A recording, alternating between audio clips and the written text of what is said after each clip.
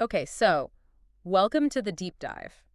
We like to take these really interesting topics and just totally unpack them. Yeah. And today we are talking about thinking and speaking in English naturally and confidently. Hmm. And we're kind of focusing on, for someone who isn't a native English speaker, how do you get past that like mental block of Right. translating in your head and just be able to think and speak in English? Hmm. So we are really excited about this. Yeah. We've been looking into Speak English with Class and their English Leap Yeah, podcast. their stuff is great. And we're going to just do a deep dive into their take on how to make that mental shift. All right. So our mission for today is to take those proven strategies that they've come up with Right. and really give you some practical approaches to moving away from translation and toward engaging with English directly. Yeah. It's about making English less of a hurdle and more of a natural flow, Right. ultimately saving you some cognitive energy and Yeah. And they also have a free PDF guide yeah. that goes along with their original discussion. Right. And we won't be going into the specifics of that today, but it's worth checking out if you're looking for it. Definitely, if you want some extra practice, that's a great resource. Yeah. So let's dive straight into what they consider the first step. Okay. The very first step, which is the foundation upon which everything else is built. Right. And that is listening. Listening, absolutely foundational. Yeah. Think of it as priming your brain. One of the really interesting points that they brought up was this idea of just having English podcasts on in the background Oh, yeah. while you're doing other things, like washing the dishes, Yeah. on your commute, whatever. Mm.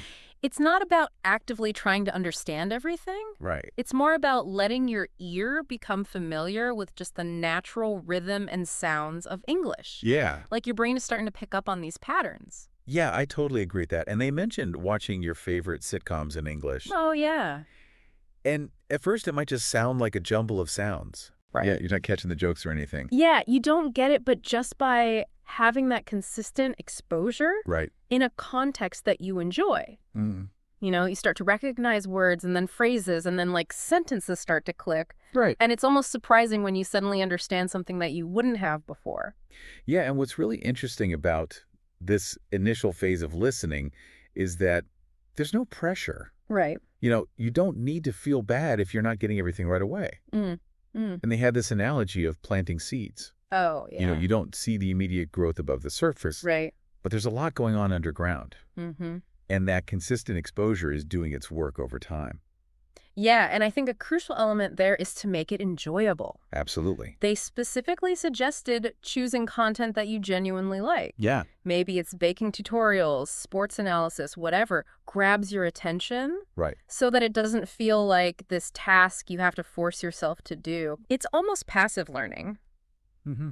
but it can have a really significant impact over time. Yeah, once you've kind of built that auditory foundation, Right. the next strategy they emphasize might seem a little unexpected, Okay. which is the power of repetition. Oh, yeah. And in a world that often values novelty, Mm-hmm.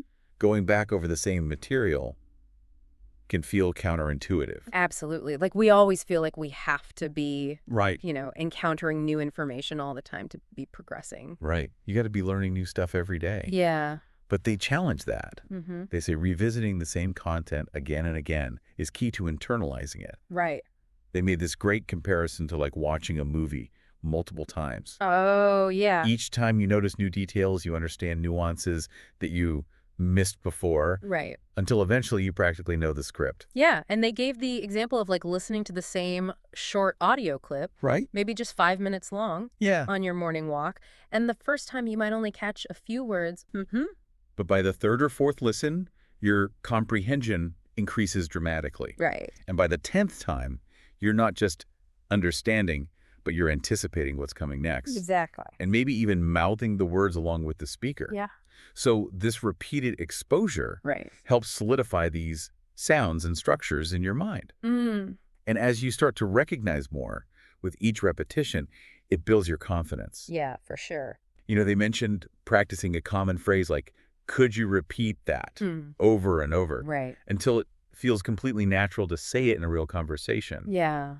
It takes away the hesitation Mm. because it becomes almost automatic. So building on this sense of comfort and increasing familiarity, Right. the next step they suggest is making your practice a bit more active Okay. and engaging through mini stories. Oh, that's cool. So this is where you start to transition from passive listening to actively working with the language in this really simple, manageable way. I like this. So they describe mini stories as these short, simple narratives. Right. Just a few sentences long that are easy to remember and adapt. Yeah. And they gave this great example. Okay. I said, Chris walked into a bakery on a rainy day. He bought a fresh loaf of bread. Suddenly, he slipped on a puddle at the entrance. Okay. Such a quick little visual scene. Yeah. And what they do then is they illustrate turning this simple story into a question and answer session. Okay. Where did Chris go? Right. Why was it slippery? What did Chris buy? Right. And it seems really simple, Yeah.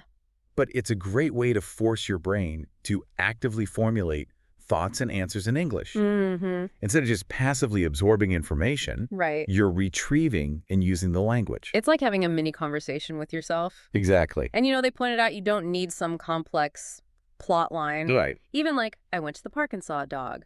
Yeah. What kind of dog was it? Was it big or small? What was the weather like? And all of a sudden you have this mini conversation just based on this really simple idea.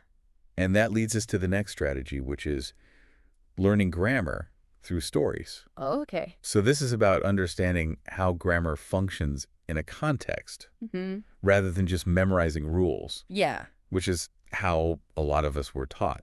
Yes, exactly, like grammar tables. Right. And just trying to memorize all these conjugations. And the exceptions and all that. Yeah, it was so hard. And then you're like, how do I actually use this? Yeah. But the way they suggest learning through context is much more intuitive and practical. Yeah, they give examples like, Anna went to the park yesterday, Right. which obviously shows the past tense. Yeah. Versus, Anna's going to the park tomorrow. Right. Future tense. Yeah. By seeing these grammatical structures used within this narrative that makes sense, Right. your brain starts to recognize these patterns. Yeah. And you understand how they work without having to consciously analyze the rules. Right. It's almost like you're absorbing it by osmosis.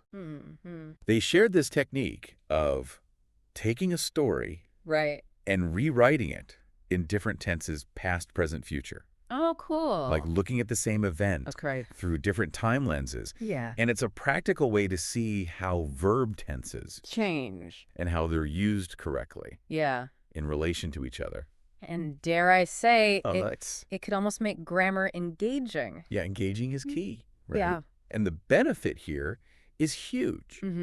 You're not learning abstract grammar rules. Right. You're learning how to use them in actual conversation. It's about building this intuitive understanding of how sentences are structured. So you can access those grammatical tools when you need them. Right. Without having to consciously think about each step. Right.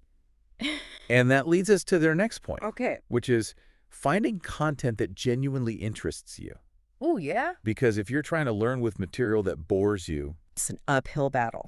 It's awful. So learning becomes much more effective when you're naturally drawn to the topic. Right. They had great examples like travel vlogs. Oh, where you're seeing new places and hearing the language used, or cooking videos where you're learning a process and picking up relevant vocabulary. And because you're into the content itself, the language learning becomes a secondary process. And it's way more enjoyable. It feels less like studying and more like leisure. Yeah. Yeah, when you're emotionally invested in the content, you tend to remember things better. Exactly. It's like watching a movie that really moves you. Those details stick with you because they resonated. Right. So lean into your passions. Yeah. Whether it's sports, cooking, true crime documentaries, whatever it is, find that English content and immerse yourself. and the more you enjoy what you're watching and listening to, the more naturally and effectively you're going to absorb the language. Yeah, and when you are watching and listening to that really captivating content, Right. the next strategy is to focus on understanding the words and phrases in the context that they're used in. Yes. They said that's where the magic happens. Yeah, and I think that's a great way to put it. It is. Because learning isolated words without any context Right. is usually not very effective. Yeah. It's like having a list of ingredients, Right. but no instructions. No recipe. Yeah, no recipe. Seeing words and phrases within full sentences Right. and real-life situations that provides the recipe, that understanding. Gives them meaning.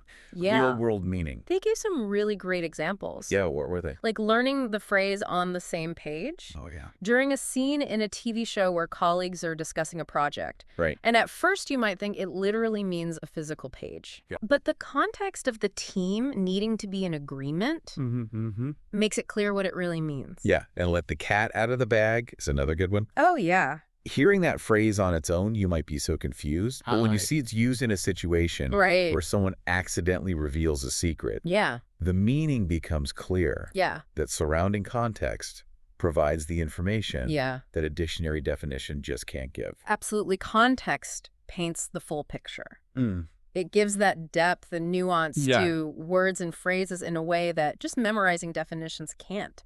Right. So their advice is to shift your focus away from memorizing endless lists to really paying attention to how those words and phrases are used within sentences and conversations. Yeah, and once you start to develop that skill of understanding in context, it becomes much easier to stay motivated and to see the bigger picture of how English works. And that brings us to what they call the secret sauce. Okay, the secrets. Consistency. Oh, yeah. It's not about those marathon study sessions. Right. It's about these short, regular bursts of practice. Even just 10 to 15 minutes a day can be incredibly effective. Right.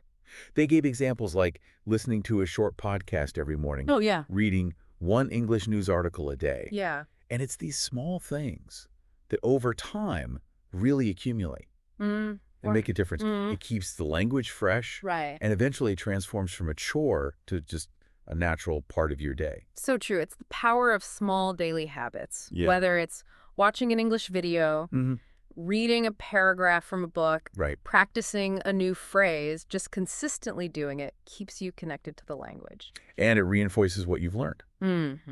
So after building this foundation through active listening, repetition, engaging content, understanding in context, the final and perhaps most crucial step is taking the leap and starting to speak.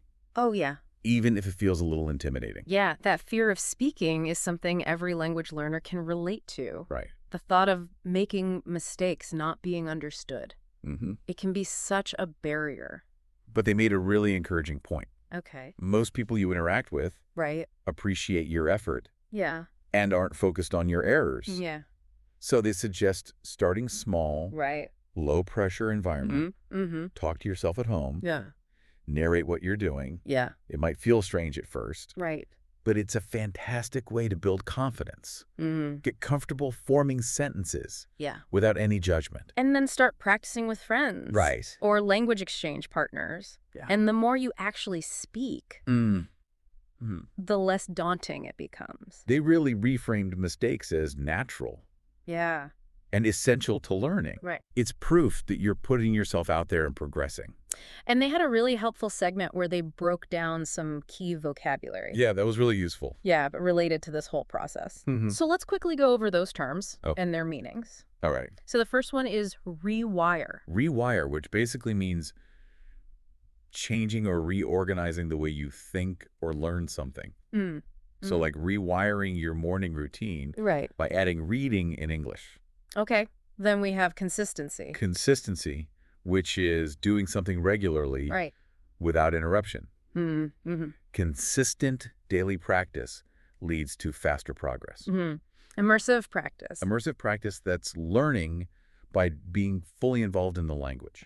Watching videos, listening to music. Exposure. Exposure that's coming into contact with the language in different ways. Increasing your exposure by listening more podcasts.